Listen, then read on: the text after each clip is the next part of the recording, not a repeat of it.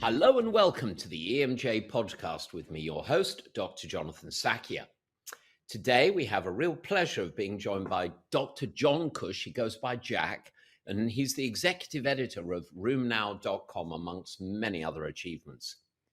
Dr. Cush is a leading figure in rheumatology, known for his extensive contributions to clinical research, medical education, and digital platforms. He currently serves, as I say, as the executive editor of rheumnow.com, which is a premier news and education network dedicated to the field of rheumatology. And he's also co-editor of the online textbook, Rheumanology, great name. With a focus on translational immunology, drug development, and safety, Dr. Cush has published over 150 journal articles and has been a key player in numerous clinical trials, contributing to the development of critical therapies in rheumatoid arthritis. His recent work includes evaluating the impact of telemedicine in rheumatology, the management of reproductive health in rheumatic diseases, and the safety of JAK-inhibitors, the Janus kinase inhibitors. Great name. When he's not furthering the field of rheumatology, you can find him fostering his talent for creative writing. And we're going to get into some of his other creative juices. And the writing was a passion that began back in his college days when he completed a writing assignment. And that's the first thing I'm going to ask him about. He's currently writing a script about the challenges of getting into and getting through medical school. The good doctor is joining us now. So Dr. Jack Cush, real pleasure to have you on the show. Jonathan, thank you so much to join the podcast. This is a real pleasure for me too. You know, when one first gets to see someone sort of in the flesh, I wish we were sitting side by side with a cup of coffee or something. But, you know, I noticed the background, and I was first of all going to say to you, please tell us about the writing assignment on the subject of beer, which is, you know, you're clearly a man after my own heart. But I also noticed you've got a lot of guitars in the background. My guitar teacher told me it would be a service to humanity if I put the guitar down and didn't play it. You obviously do play. Tell us a little bit about beer and your affection for music. Well, knowing people in music, they do seem to go together. That the spirits and the talents. Beer was really probably the job that I held longest before I got into medicine, and that was that when I was in high school, I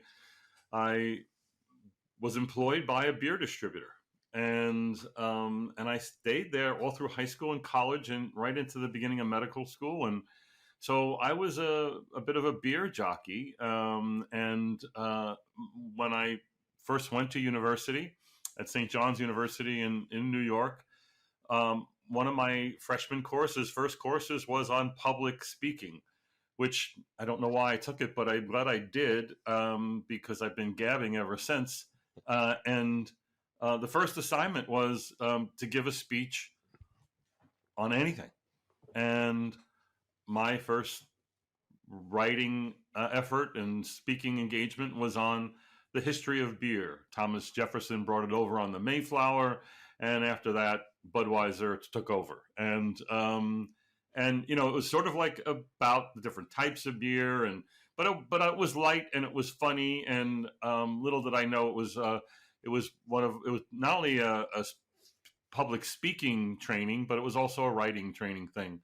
So and interestingly, while I had as much access to beer as one could ever want, I don't drink much alcohol at all. I might have 2 or 3 beers a year. I appreciate beer, but I don't drink much alcohol at all. But writing about it. But what about the music, Jack? What got you into playing the guitar, and what kind of music?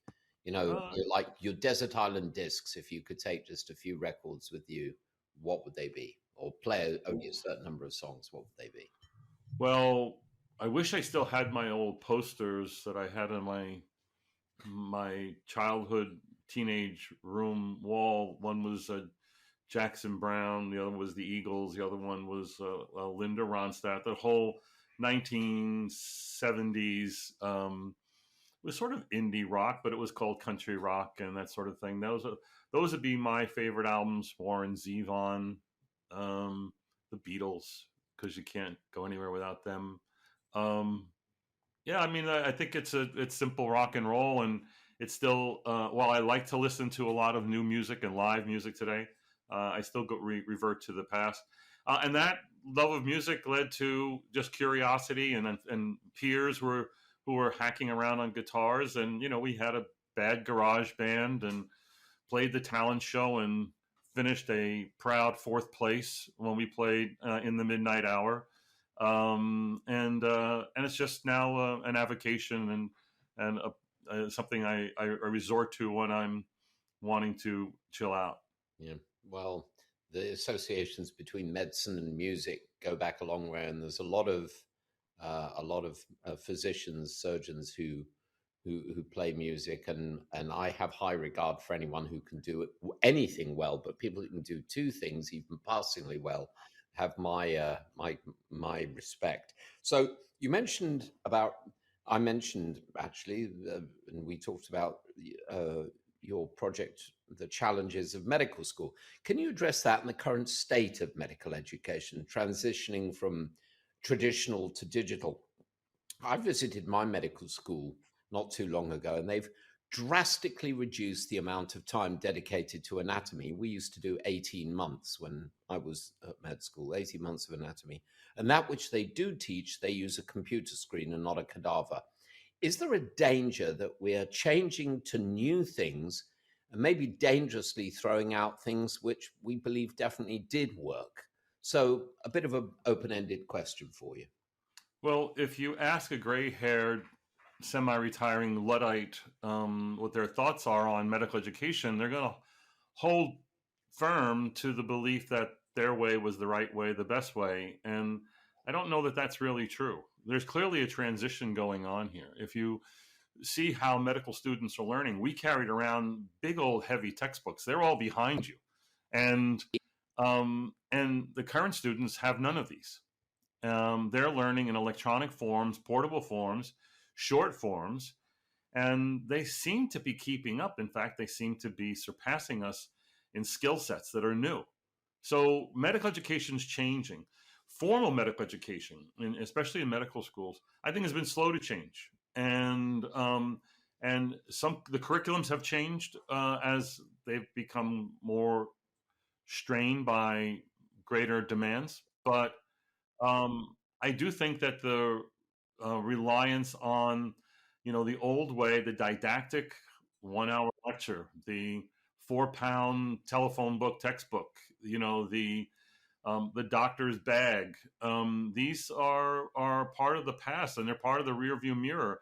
And the question is, will medicine suffer? If anything, it might suffer from the going digital may lead to greater impersonalization, that we're not as hands-on, not as face-to-face, not as eye-to-eye with our patients as we should be. But I think that the true educators that are out there are paying attention to this and are worried about this. Yeah, I'm a firm believer in that. One of the first people that inspired me to become a doctor was my general practitioner, and I remember how he was when I was a kid and I had acute appendicitis, and making the diagnosis and managing my transfer to the care of a surgeon, and how not kind the surgeon was. And I think that element of humanity, that connection, all the knowledge in the world, you can't replace that for a kind hand. Osler said that a good physician should be able, that's obvious, available, and affable. And some of the interactions with the digital domain, standing and looking at a computer screen and not taking the time to look at a patient who is scared and hold their hand and just be kind to them. So I think a lot of those things personally. In the last few, doctors often learn a little bit too late in life about what medicine really is and what practice should really be. And I must say, in the last few years, in not having any major medical problems myself, I had a number of family members I went through things. So I was accompanying them on all their doctor visits, and I could quickly spot the great doctor, whether it was young or old. And the unifying feature was eye to eye cares, really cares. As my uncle said when he was visiting a neurosurgeon, that guy really gives a damn, and it's very clear. Yeah. and yet you can still be, advanced in how you learn and the tools you use and whatnot. But caring still has to be at the root of what we do. Yeah, and it's called healthcare after all. So let's get into some of the meat of some of the things that you're up to. So I mentioned you're the executive editor of rheumnow.com, which also has its own fascinating podcast. I listened to several. You certainly have a voice made for radio. You really do. You've got a very good speaking voice, and it's very engaging and an engaging style. And in our communications, you say, I'm a one take guy. You come across as very natural and very well informed and not, tightly scripted. It comes across as conversational, which is how we as professionals have always communicated one with another, rather than a didactic and bombastic approach. So I loved the recent one, I Can't Treat Ugly, which I thought was a great title. Very engaging. I love the Neil Young reference. Now I know why you were referencing that. So we'll put a link in the show notes actually to your site and your podcast. But can you talk to us about the topic, one of the topics that you covered in the podcast, SLE and the SLIC index, to give our listeners a sense of what you cover. But first, explain the phrase, I can't treat ugly, what you meant by it and how you applied it, then go into SLE. Yeah, and actually I thought of a line this morning. And the line is, disease is when imperfection comes to fruition. Sometimes, we're born imperfect, and we're going to flame out at some point from something, and how much that's controllable. And I think that a lot of disease that we treat is we get too late. It's end stage. You really can't treat it. A good example would be osteoarthritis, a degenerative condition of joints. And while someone has pain and disability, I can lessen that, but I can't fix it unless I replace it. And there's so many other conditions that we can get frustrated with. In my world, it can be Sjogren's syndrome or fibromyalgia or whatever. And some things I can change and some things I can't. And that's the line, I can't treat ugly, is, ugly is ugly. And, put a hat on it, put lipstick on it, and, it's still going to be ugly. But you got to learn to live with it. So that's the challenge in medical care, is bringing in the resources that are at your disposal. And then when you have the resources, you don't give up. You still have to, the people are looking for assistance and help and care. So it was just a funny way of saying that know your limitations, but don't give up. Mm-hmm. So that's kind of what, and again, the podcast that I do is a mistake. Actually, my website is really an email service that goes out every day to over 10,000 people.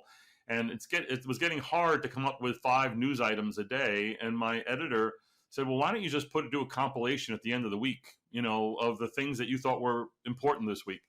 And what she meant was I should write it down and make it into a written article. I said, heck no, I'm going to do that on YouTube as a video. And then we later turned that into a podcast. And next thing you know, we have a podcast.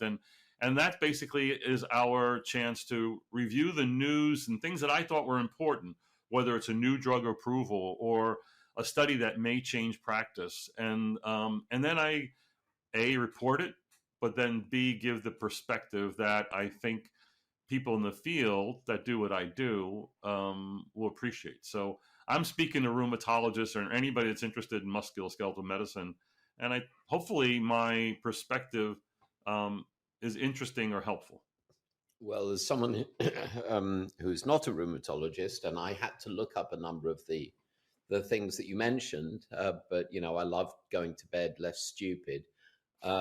It's very engaging. And the SLE, talk to us about SLE and tell us what the SLIC index is, which I didn't know about until I heard it. And I don't remember that report, but SLE is a common disorder.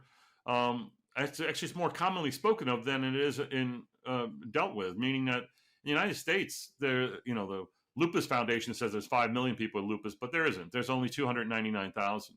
And most people don't have enough experience. Yeah. Why would the numbers be so radically different? The foundation wants to get more enrollment and support. Bigger numbers mean more donations and whatever, Hmm. but they're largely basing that on ANA positivity, and the ANA is wildly inaccurate. I mean, it's uber sensitive but poorly specific. You know, there are better tests for lupus than is the ANA. So That's the anti-nuclear antibody, yes? right, right. As a serologic test for lupus. So again, United States, 330 million people. There's probably 20 million with a positive ANA, but as I said, only 299,000.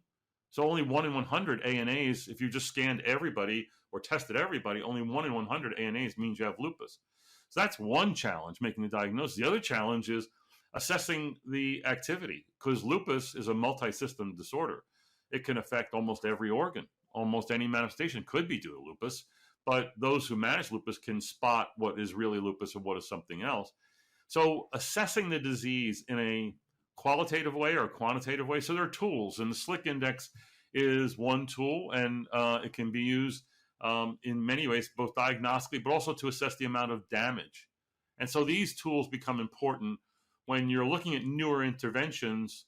And I like tools that are outcome measures that are really superlative. Not that, you know, your sniffles were a little bit better when you use this or that, but the hard outcomes, hospitalization, death, need for surgery, and organ damage is a hard outcome, right? Either you have kidney involvement and glomerulonephritis and lupus, or you don't. And so you're looking at that, and that's what's picked up by something like the SLIC index, damage index in lupus. Very, very cool. And talk to us about a recent approval by FDA of an IL-5, an interleukin-5 inhibitor for eosinophilic granulomatosis with polyangiitis, EGPA, also known as Churg-Strauss syndrome, I believe. Right. Yeah, the nomenclature got to change for a lot of the vasculitides because they were eponyms based on people who we shouldn't be giving eponyms to, and so Wegener's became GPA, granulomatosis with polyangiitis, and Churg-Strauss became this EGPA, the eosinophilic form of polyangiitis, and so that's an allergic vasculitis, multi-system vasculitis, loves to affect lungs and heart and other systems, and can have disastrous outcomes. And in the Tony Fauci days, when Tony was working as a rheumatologist and working on vasculitis, it was steroids and cyclophosphamide. But we've come a long way, and now we're having new tools to treat inflammation. And there are two new drugs that have been approved. This one just recently, benralizumab, also called Fasenra. It's an IL-5 inhibitor. It goes after the allergic component to the vasculitis.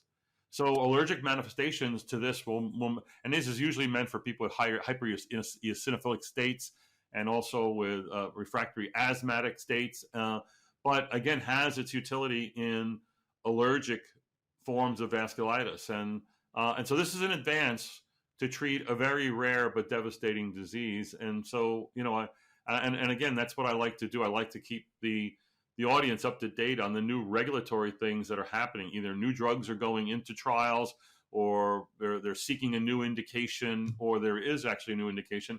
And we learn not just, from what's done at the FDA, but also what's done at Health Canada and NICE and the EMA in Europe. Because often what's happening, on your side of the pond is going to happen on my side of the pond, and vice versa. Yeah. Well, it'd also be nice if we could have a little bit more unification of the process to get drugs to the people who need them a lot faster. It's something Absolutely that irritates the heck out of me.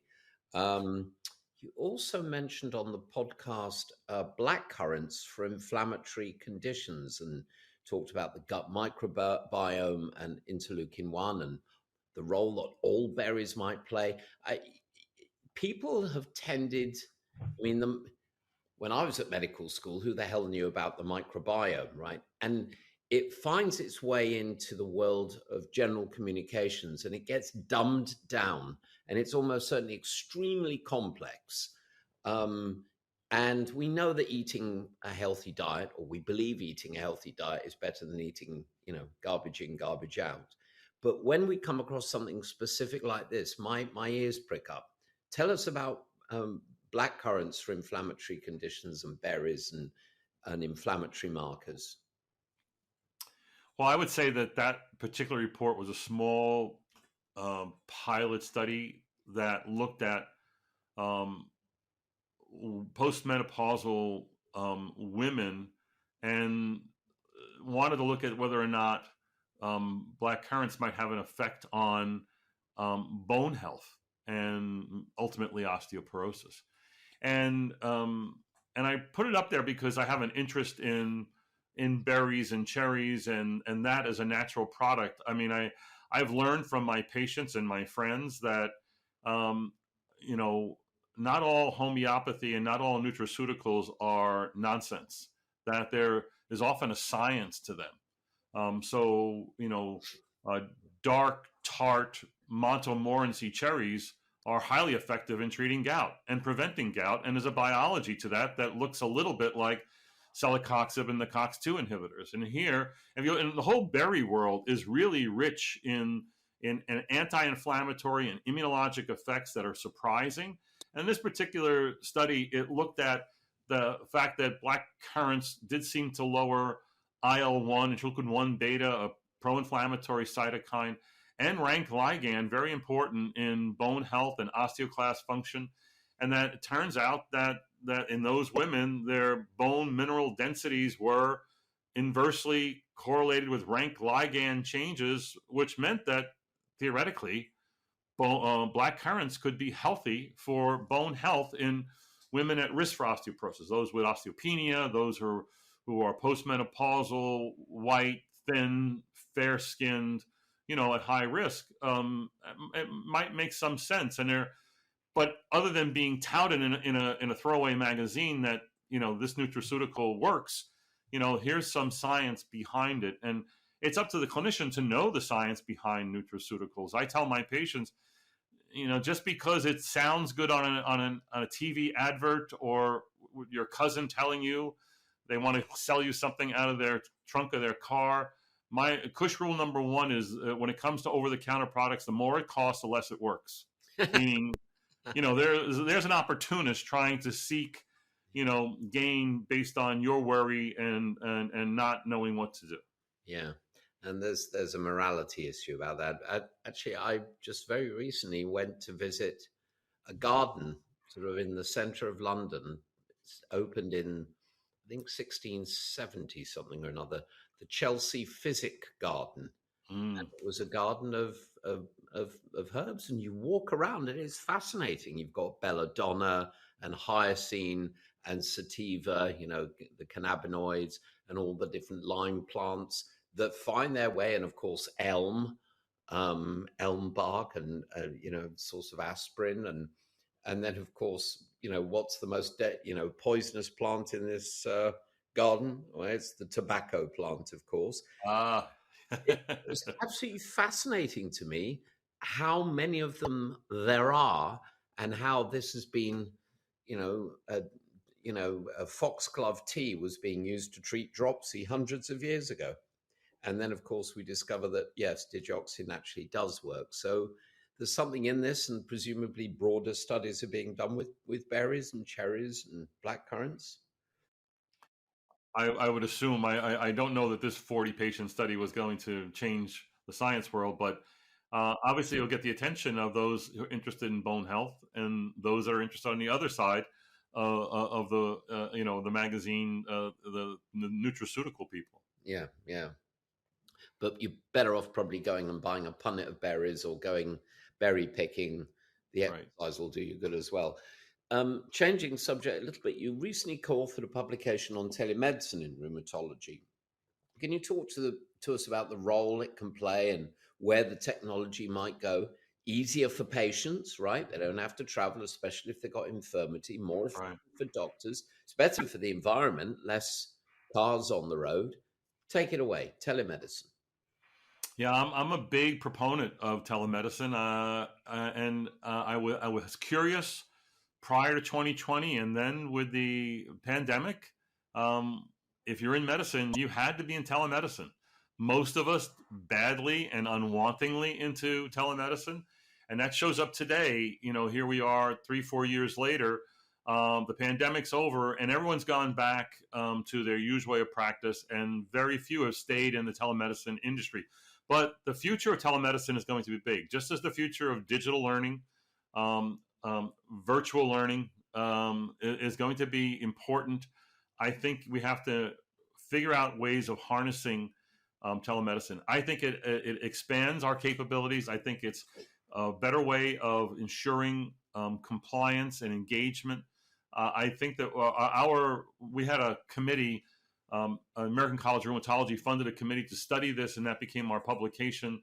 And I think when we reviewed the literature, it was clear that telemedicine can be done with great skill. Even though I'm in rheumatology and most of what I do is the careful examination of joints and squeezing to figure out what's swollen, what's malformed, whatever, I can do a lot and almost the same even by video, right? So yeah, telemedicine has to be the right technology. It has to be video and audio, and there has to be an expectation between the doctor and the patient, and there has to be a belief that this is valuable. And then it has to be correctly employed in that it can be very effective for interim visits in people who have an established diagnosis, who are generally stable. It can be used to quickly assess people who have become out of control or have new complaints, and they may live, in a different parish or a different county. And the question is, should they make the long trip to come see you or not? Well, a telemedicine screening visit done by an advanced practice provider, or done by the doctor, or even by the clinic nurse. And the other thing in the United States is we can be paid for remote health care and remote health monitoring. Previously we thought if we're all that stuff we do is uncompensated care, bring the patient in so we make sure at least we, can support our effort in what we're doing here. Well, there are pathways now that even remote assessment can be compensated and also quantified and enrolled in, put into your electronic record.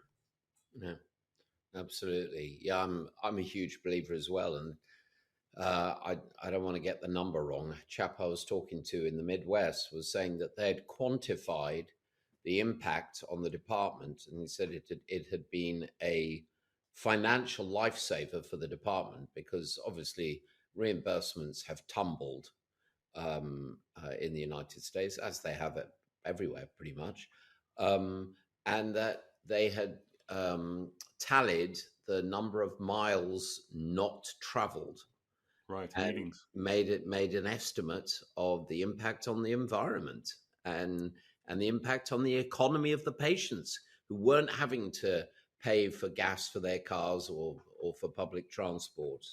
Again, you're dealing with people who've got chronic illness. It's a drag. So two more things on this. One, in 2020, most of us were doing it. By 2022, it was like 30-40%. But at this point, the only people who are doing telemedicine in high numbers is psychiatry. And rheumatology is like second or third on the list, and we're like way below 15%. And it tends to be cognitive disciplines as opposed to procedural disciplines. And that sort of makes some sense, does it not?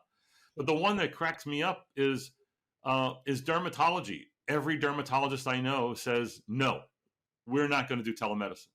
Yet the research shows emphatically and clearly that digital camera photos of rashes and skin lesions has great diagnostic utility. So theirs is so if you're non-procedural and you're a visual art or pattern recognition discipline, telemedicine's built for you. Why turn your back on it? Well, it's the business model and what you're used to, and whether you're willing to learn new technology. Yeah, it's fascinating.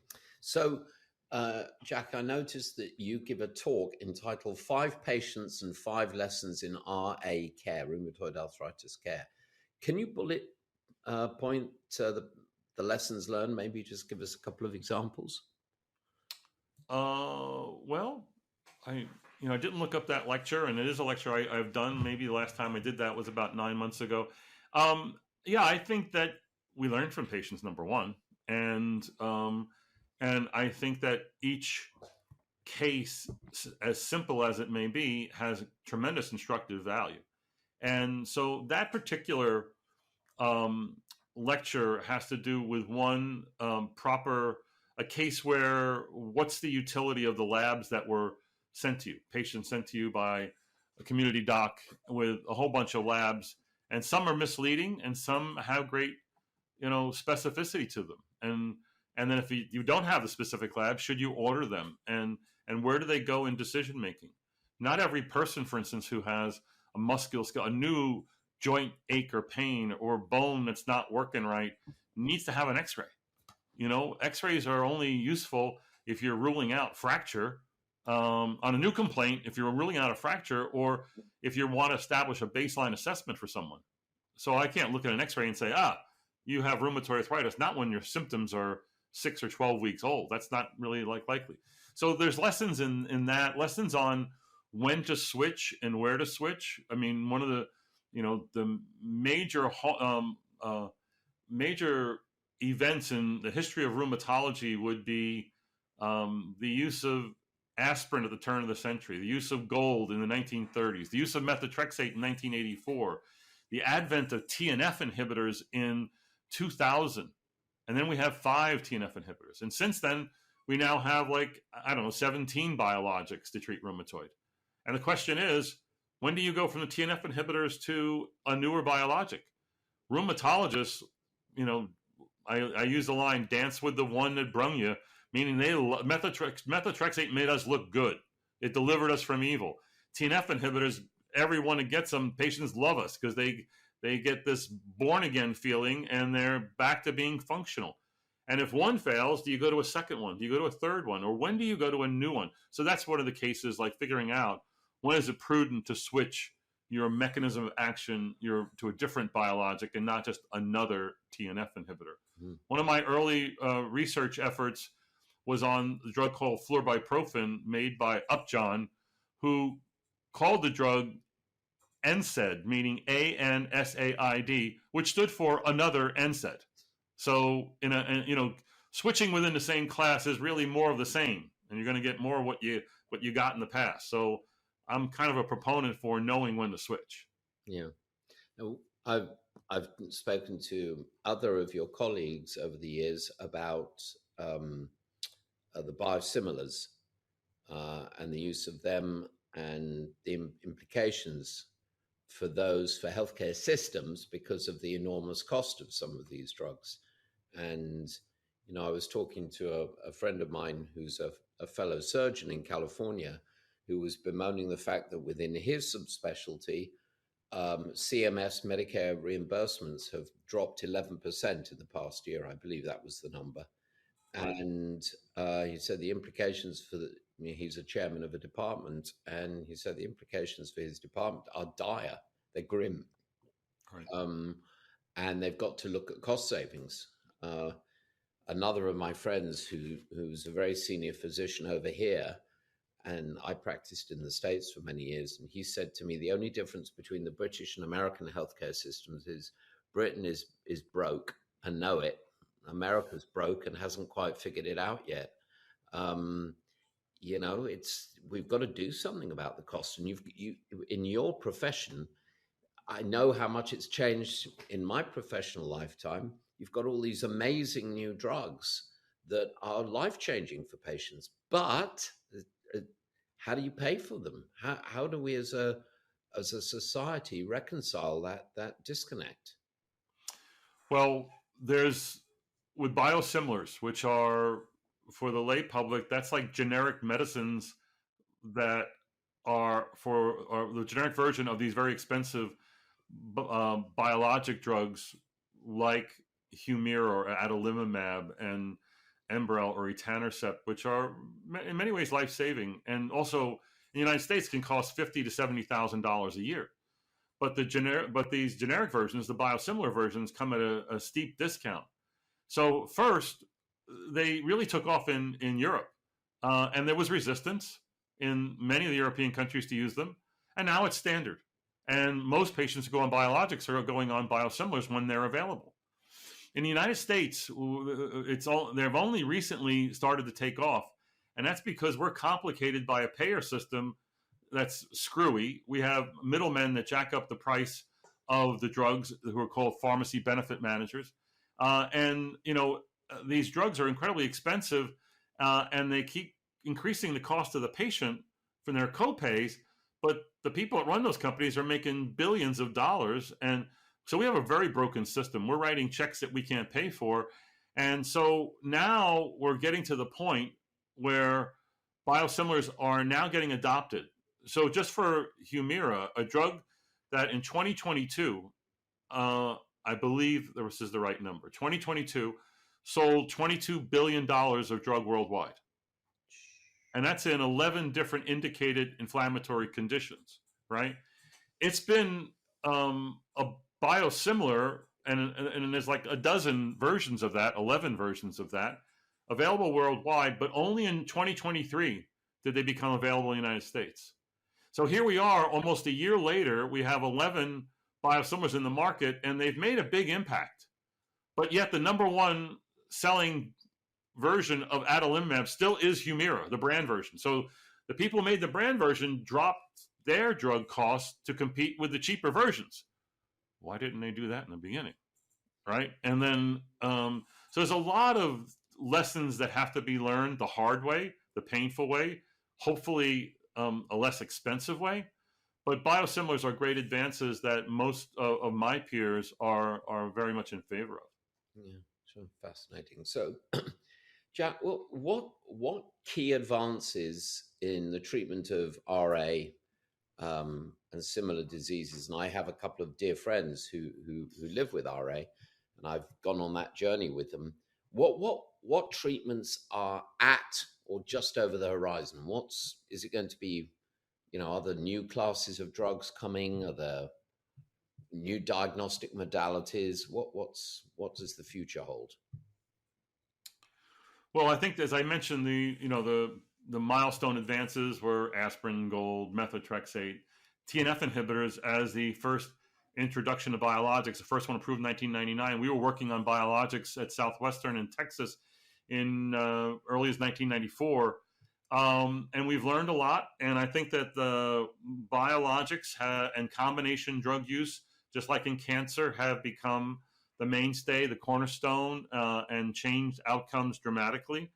I think the newer things, we're getting a lot more Me Too drugs, and that's great for business and marketing, and, but it's not really changing the outcomes, right? And a brand new drug gets approved, it's only going to be used in a small margin of people.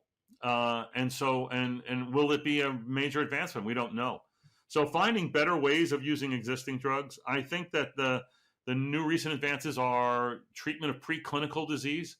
So rheumatoid arthritis is when you have a polyarthritis, 5, 6, 7 joints involving right and left side, small and large joints, chronic with inflammation. But what about when a relative of one of those people has just joint pain with no swollen joints? Oh, and their blood tests for rheumatoid are positive. We tend to call that preclinical disease or clinically suspect arthralgia. And will interventions make a difference there? So there's a lot of research in this area. There's still a lot of concern in this area. A recent publication I put on Room Now was that it is cost effective to use a drug like methotrexate in those people, because you can prevent disease in a subset, up to 20% of those people. So that seems to be interesting. But not everybody needs aggressive therapy, and not everybody needs expensive therapy. The other thing is, can you reset the immune response? Do you know what an Etch-a-Sketch is? Yeah. Okay. I remember. Yeah, can you Etch-a-Sketch a disease? Can you shake the patient up and let them have a reset to their immune system where it's now going to go back to normal? And that, I think, is happening now with this advance in CAR T-cell therapies, where you're designing, engineering very specific interventions. And, colleagues, my colleague in Erlangen, Dr. Georg Schett and his colleagues have a tremendous set of data on lupus patients and autoimmune patients where they're 3-4 years after treating a cohort of like 10 patients, 15 patients, I think now. And those people stop taking all their anti-rheumatic therapies, stopped their immunosuppressives, stopped their prednisone. Their disease went to zero. Their labs went to zero. They've been in remission. They've done a reset on the immune system. And they're following these people serially. And now there's like 40 companies getting involved in the CAR T-cell business. Will that be a major advance? I think it sounds really, really exciting at this point. I don't know it's going to live up to the hype at this point. And then in the future, what's the next major advance? I think it's going to come from probably another discipline rather than within rheumatology, and probably different thinking, and maybe through AI and systems thinking, because it's a little bit like anatomy. If we take apart the body and understand each muscle, tendon, whatever, do you understand the whole? And that's not really true, right? I mean, you can understand the parts, but do you really understand the whole? Because you can name every little organ or tissue. And I think it's the same with the immune system. We're taking it apart, we're dissecting it, and we're finding certain advantages, but it doesn't yet go to whole, meaning it still only treats a subset of people. It still doesn't work in the vast majority of people. More importantly, the more specific the therapies get with biologic or genetic interventions, we're not given the tools to know who exactly to give it to. That it will not just work in half the people, which was better than the 20% who got placebo, but it will work in 90% of people with the right biomarker, with the right genetic marker. So those are the advances that we're waiting on that I think are on the horizon. Yeah, so using AI more as a means of of gathering big data and projecting and then deploying resources appropriately, which is going to be more cost effective, and also stop people taking drugs that, if a drug works, it almost certainly has side effects. And if it has side effects, they may be tolerable if they help your disease. But if they don't help your disease, that's not on, is it? Really? Yeah, AI is going to help drug development. It's going to shorten timeline of drug development and the cost of drugs being developed. It's going to minimize adverse events. There are so many advantages from the development side and the research side in making new therapies for disease. AI is going to be a model. And this is sort of like where I like AI and futuristic medicine. AI is called, it's generative AI, meaning it takes all the information out there and puts it together. But if I ask a specific question of AI, and it comes back to me with a lot of novel suggestions, it's not supplanting what I do, because now I take that sometimes ridiculous recommendation, sometimes brilliant recommendation, but I can now put it in perspective. And as an expert in whatever area, I can put that to work and build something better. Yeah. So I see AI as a very important tool in many areas of medicine. Yeah, I put it akin to you and I can both remember the days of going to the medical library and getting an Index Medicus and then trying to find that journal in the stack. And if it wasn't there, ordering it from a central library and photocopying it and then having to read it. Now you can just go and Google the whole darn thing and get a list of references and all the key. All on your phone while you're at McDonald's. Right. Yeah, well, or even better, at the local Whole Food fruit shop. There you go. So, Jack, to close out, finally, a question that I like to ask everyone. If you had 3 wishes for the future of rheumatology, what might your wishes be? Number 1, wider use of APPs, advanced practice providers, nurse practitioners, and physician assistants. But with that must come appropriate training so that they can hit the ground running and become very competent practitioners, as they do wherever they land, whether it's in orthopedics or dermatology or whatever. And that's going to fix our major problem, which is a manpower problem. Second would be greater use of, as I said, AI and rules for drug use. I keep watching the movie Moneyball and reading the book Moneyball by Michael Lewis, which is about how do you recognize the right people for the right situation and using big data to get there. And as great as I'd like to think I am, or that I might sound like I think I am, when I'm prescribing my next disease-modifying drug, I really am flipping a coin. So you're hoping your doctor's got a lot of experience and knows, based on what happened to you, the patient, before, that he's going to know the right choice going forward based on what failed in the past. And that is a real skill. But at the same time, I need Moneyball and data integration into decision making to make me even better. And my last wish would be that the learners learn that the way that they learned before needs to change if they want to stay abreast. Meaning, how are you going to do virtual learning versus on-site learning? Are you going to still go with the textbooks, or are you going to subscribe to more journals? Are you going to get them on your phone? Or are you going to go with news services that can curate that information for you? Are you, and then how are you going to, how are you going to learn when you go to a big conference? Room Now, we cover a big conference in teams, and we do these team efforts. And I'll tell you, the people who learn the most going to a 4-day conference in a foreign city where 2,000 abstracts are being presented, the people who learn the most are the people that work for Room Now, because they work in teams and they share information and they do crosstalk panels and whatever. And as opposed to, I'm just going to the meeting to meet up with my friends, I'm just going to freewheel it and see what I stumble upon. And, that session wasn't very good and this session could have been better, whatever. But I think finding a better way of learning I would be my hope for the future. They're very practical wishes, and I rather sense that you're going to be the guy to help bring these things to the fore.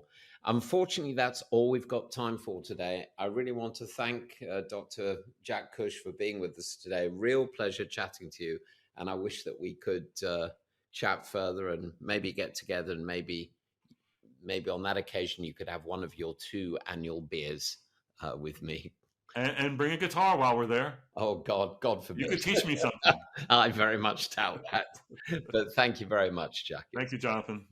So, folks, please check out the podcast, the EMJ podcast, and subscribe. And that way you'll never miss an episode. And if you like it, and if you're listening to my voice drone on at this point, you probably do. Subscribe so you never miss an episode. Tell your friends. Leave a review, blah, blah, blah. You know the score. It all helps. And check out the archives. There's hundreds of episodes there now with amazing and fascinating people. And please join us next week for another great episode. Until then, I'm Dr. Jonathan Sackia. Thanks for listening. Please, everyone, stay safe, stay well, stay curious. Bye for now.